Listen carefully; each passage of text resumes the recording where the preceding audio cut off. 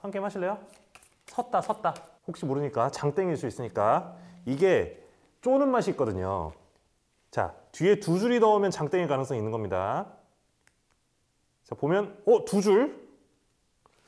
네 줄이면 또 몰라요. 네 줄이면 네 줄. 장땡일 수 있어요. 보면 가운데가 두 개야겠죠?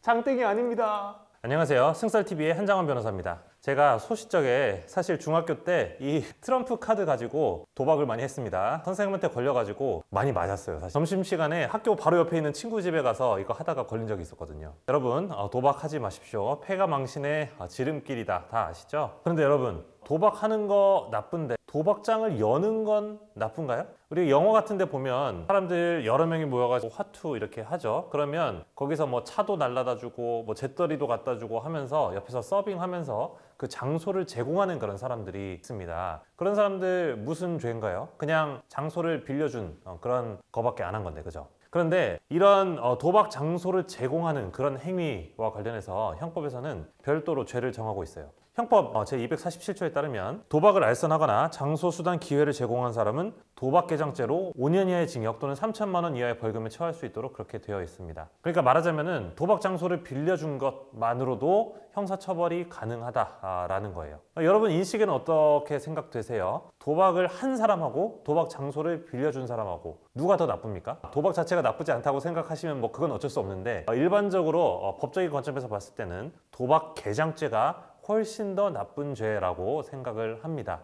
그래서 이 도박개장죄 같은 경우에는 실질적으로 도박죄보다도 훨씬 높은 형량을 받게 되는 그런 죄예요. 그러니까 말하자면 이런 도박죄 같은 경우에는 단계 구조가 있다라고 법원에서는 보는 겁니다. 예를 들어서 성매매라고 한번 볼게요. 성매매 같은 경우에도 제일 하위에 있는 그 직업 여성 같은 경우에는 오히려 형사처벌이 조금 약할 수 있고, 그런 사업을 실질적으로 시스템화해서 운영하고 있는 포주 역할을 하는 사람의 경우에는 형사처벌이 셉니다. 보이스피싱도 마찬가지겠죠. 당연히 상선이 셀 것이고, 마약죄 같은 경우에도 제일 윗조직에 있는 사람이 형사처벌이 셀 수밖에 없는 거예요. 그래서 이 도박 개장죄 같은 경우에는 도박죄보다 형사처벌이 세다라는 겁니다. 요새는 우리가 그 타짜 같은 그런 영화에서 보는 것 같은 오프라인 뭐 화투 돌리고 하는 것 때문에 뭐 형사처벌 받고 하는 경우들이 좀 줄어든 것 같고요. 또 모바일 시대가 열린 만큼 이 도박 개장의 문화도 상당히 진보가 되어가지고 이 온라인 모바일 이런 쪽에서 오히려 이 도박 개장죄가 문제되는 경우들이 더 많이 있습니다. 2024년에 있었던 일을 말씀드리자면 한 모바일 게임사가 게임 내 골드를 현금으로 전환할 수 있는 그런 시스템을 운영하다가 도박 개장죄로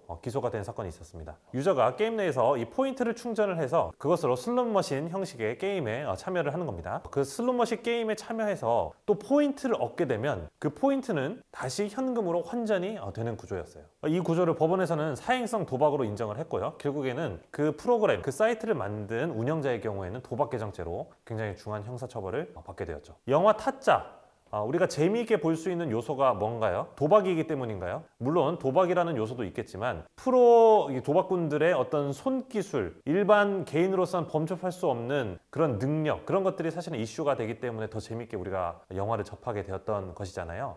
이런 온라인 게임 같은 경우에는 얼마나 더 타짜 같은 그런 조작을 할 수가 있겠습니까? 그렇기 때문에 실질적으로는 옛날에 비해서 최근에 있는 이런 온라인 모바일 그런 게임을 빙자한 도박의 형태가 불법성은 더 크다, 더 피해 금액이 클 수밖에 없다라고 생각이 됩니다. 더더군다나 접근이 쉽고 불특정 대다수가 한꺼번에 참석할 수 있기 때문에 그 과정에서 발생할 수 있는 피해는 사실은 상상하기 어려울 수가 있는 것이겠죠. 말하자면 사기 도박에 가까운 것이라고 볼 수가 있는 거예요. 이 도박 개장죄에 좀 집중해서 오늘 말씀을 드려야 되니까, 물론 도박을 하시면 안 되지만 우리 게임을 프로그래밍 하시는 분들의 경우에도 이 부분은 항상 조심을 하셔야 됩니다. 포인트와 현금이 왔다 갔다 하는 과정에서 거기에다가 우연성, 더더군다나 일정 정도 프로그래밍을 통해서 그 승패에 있어서 비율을 조작할 수 있다라고 하게 되면은 결국에는 나는 그냥 재미있는 게임을 만들었을 뿐인데 추후에 도박 개장죄로 형사처벌을 받는 굉장히 불이익한 경우가 발생할 수가 있어요.